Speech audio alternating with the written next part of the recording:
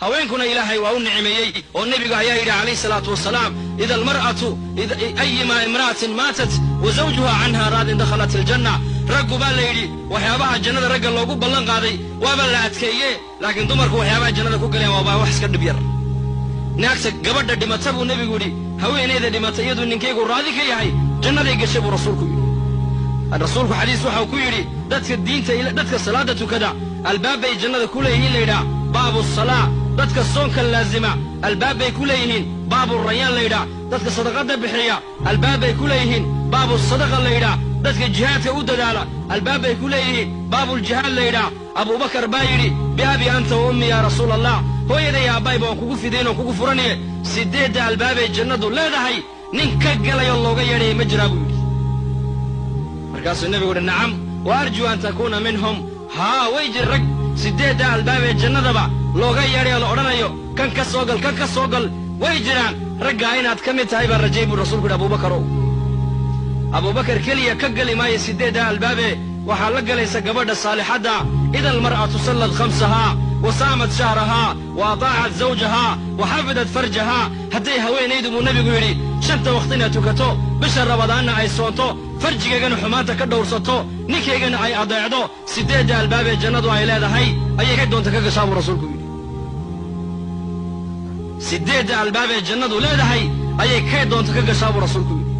hadday gabadha laga hela 4 camal bisha rabadaan oo ay soonto 5 waqti oo ilaaliso xumaantoo ka dhowrsoonaato iyo zawjkeega way adeecdo 4 gabadha laga hela buu rasuulku yidhi 8 albaabee jannadu ay leedahay ayay abubakar daba joogsanee la geli doontaa qiyaamaha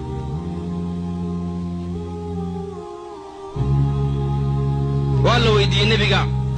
gabadhu way weydiiyeen saxaabiyaadku haweenka muuminaadka ayaa xuralcaynta midkee fadli badan baa lagu yidhi caaishaa weydiisay wuxuu nebigu yidhi gabadha muuminadda ayaa xuralcaynta ka fadli badan buu yidhi waxay tidhi maxaan kaga fadli badannay waaba xuralcayn oo ilaahay baa sameeyo nuur baa laga sameeye wuxuu nebigu yidhi bisalaatihinna wa siyaamihinna wa taacatu aswaajihinna waxay kaga fadli bateen xuralcayntu haweenka muuminaadku xuralcaynta waxay kaga fadli bateen soonka ay soomayaan salaadda ay tukanayaan ee raggooga ay adeecayaan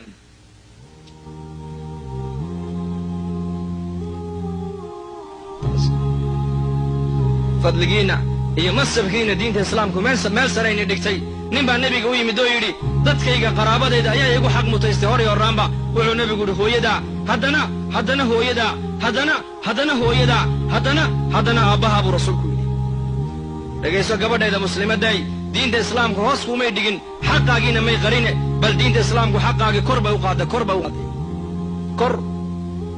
sayidina cabdullaahi bin cumar buu nin u yimiday lacalla hada alxadiis waa marfuuc weeyaan cabdullaahi binu cumar buu u yimiday nin markaasuu yidhi yaa ibnu cumar hooyaday ii dhashay ayaan degtayda xasha ku keenay intaasoo mayl ayaan degta ku soo qaaday waan dawaafsiiyey carafa ayaan geeye xaqaygii ma guday mise ma gudin wuxuu ku yidhi xaqaygii kugu lahaydood gudday iska daaye maalinkii ay yaraantaada ku xambaarsanayd ee marada qaydka kugu xambaarsanayd ee qaydku ka dabacay ee u malaysay inaad ka siibatay maalinkaa keliya naxdintii ay naxdayba abaalkaygii maad soo celin buu ka yidhi xaqiinna waad leedihiin xaqiinna diinta islaamku meel bay ku tiirisee adiguna isku xadgudbin walaasheeda muslimadday dhaqan baad leedahay diin baad leedahay islaam baad tahay muuminad baad tahay waxaad ku dayataa dadkii haweenkii ilaahay adduunyadan uu raalliga kaga noqday waddadoodii maryan binta cimraan ku dayo aasiya bintu masaaxim ku dayo faaduma binta muxamed ku dayo khadiija bintu khuwaylad ku dayo dadkaasaa adduunkan iyo aakhira ku liibaanay sida waxa uu nebigu yidhi sal alla alay wasalam haweenka ilaahay 4 buu ka doortay buu nebigu yidhi 4taasina waa maxay waa maryan waa nebi ciise hooyadii waa aasiya weeyaan waa aasiya guriga fircoon bay iyay degganayd halka baydka guriga ninkaa rabbinimada sheegtay guriga dhexdiisa ilaahay ku caabuday aasiya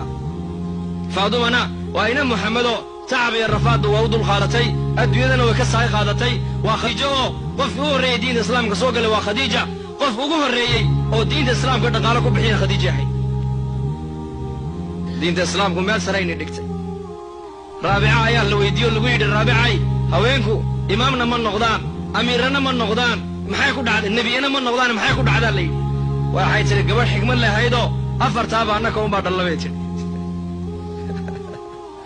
subxaan allah caqligu waa cajiib caqliga allah inoo hagaajiyo boqorradana annaka unbaa dhalla imaamyadana annaka unbaa dhalla nebiyadana annaka unbaa tarbiyadanoo dhalla bay tidhi